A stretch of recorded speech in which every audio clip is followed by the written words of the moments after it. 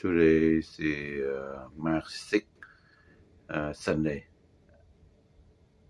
March 6th, 2022, Sunday at 6:01 a.m.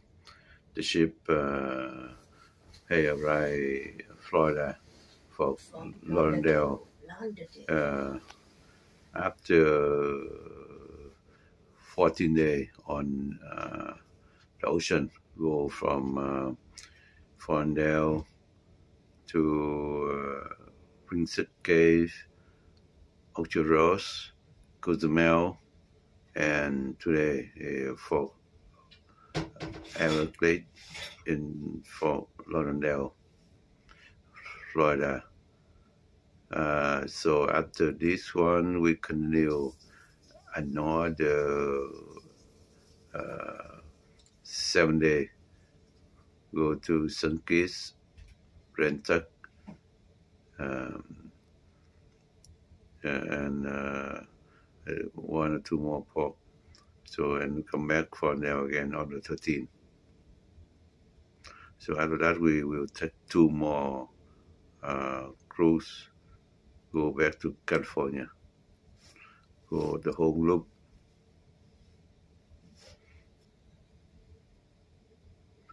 So the dock now is run 0 knot.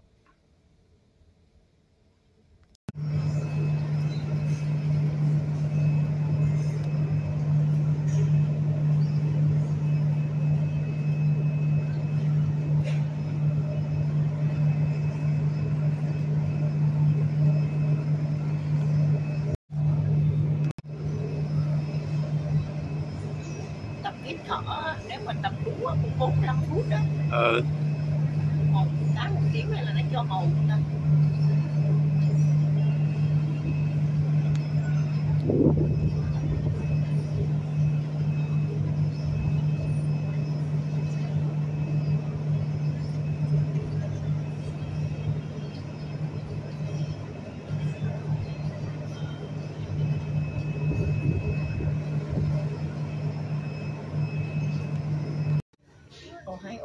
Boys, I have 2 boys. They always get together, play together. That's good. But Nice to hear you. she lives in. Thank you. Yeah. It's beautiful. Did you wear a mask when you go outside? Oh, I'm sorry. Oh, I had one and a half.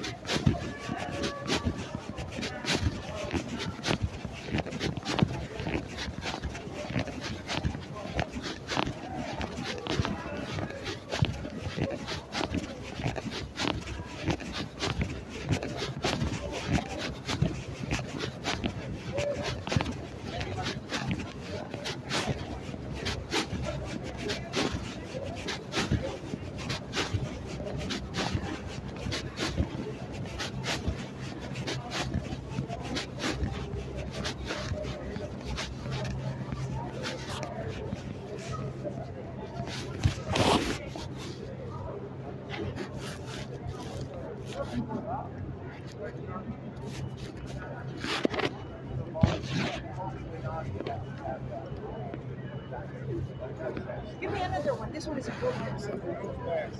Oh, we can. Okay.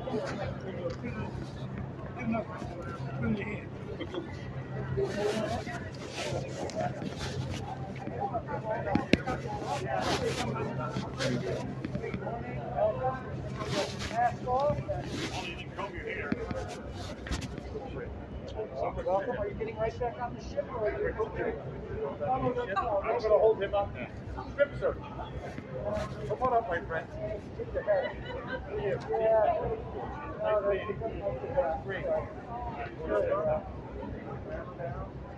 There we go. Go back to your welcome. Are you getting right back on the ship? Okay, right over there. Good morning. How are you? Good. Come back here. I'm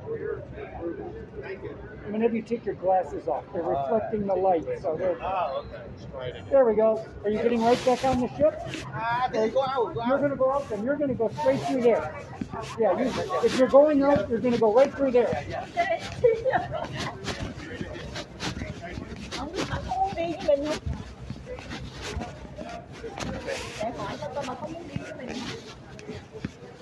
Well, yeah. Yeah. Go right ahead. Just keep your guys. I went to my private seat. They want to go with us. Okay, but just keep your guys safe, okay? Yeah. Oh, my feet, sheep feet. You have that.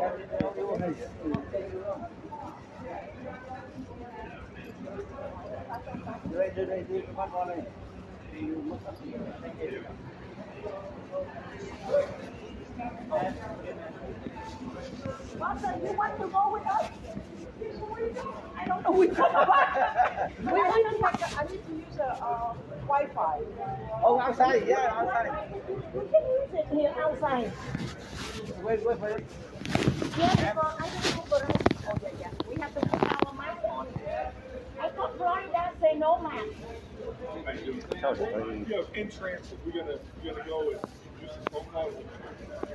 Oh, you're not gonna go downtown? No, probably not. You guys go. You can come back when you can. Okay, all right. Okay. But go out so you can have Wi-Fi.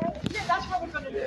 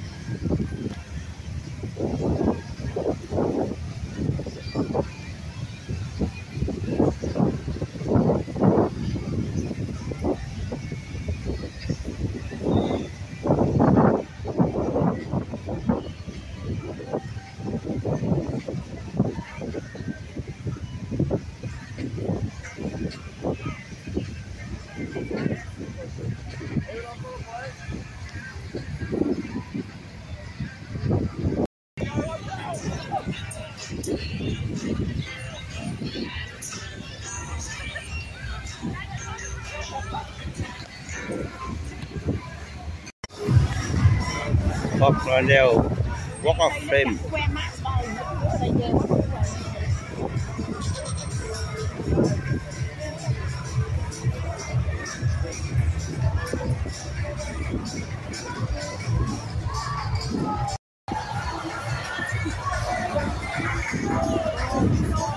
It's spring break, that's why. Oh no, what's up? Oh man.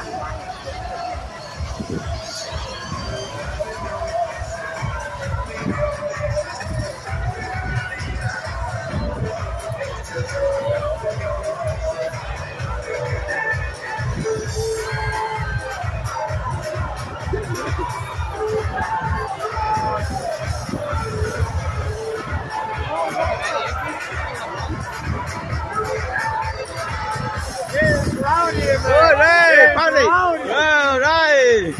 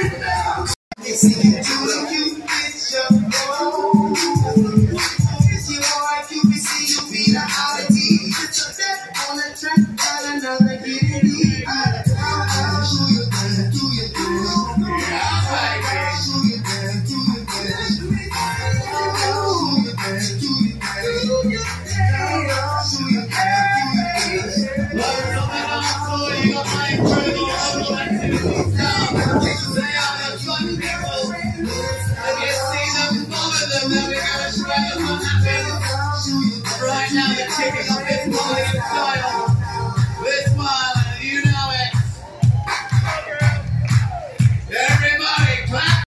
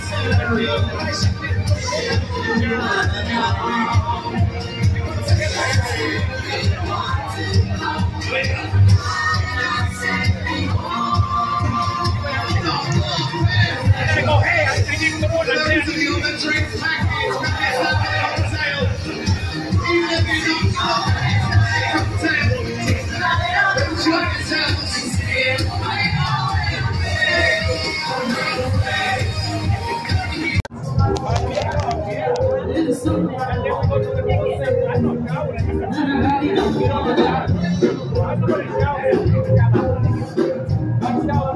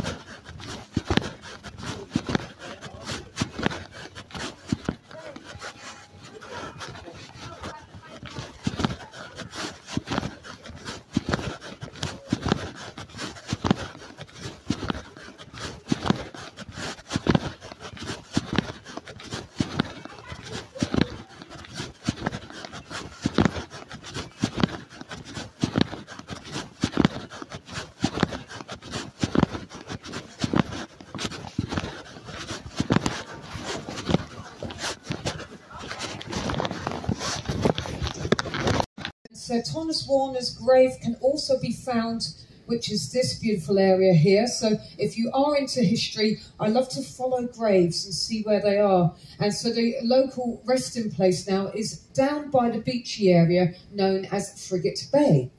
But this is what the Tegramante looked like. Fine, fine chief of the Kalinago tribe back in those days, and his lovely family there too.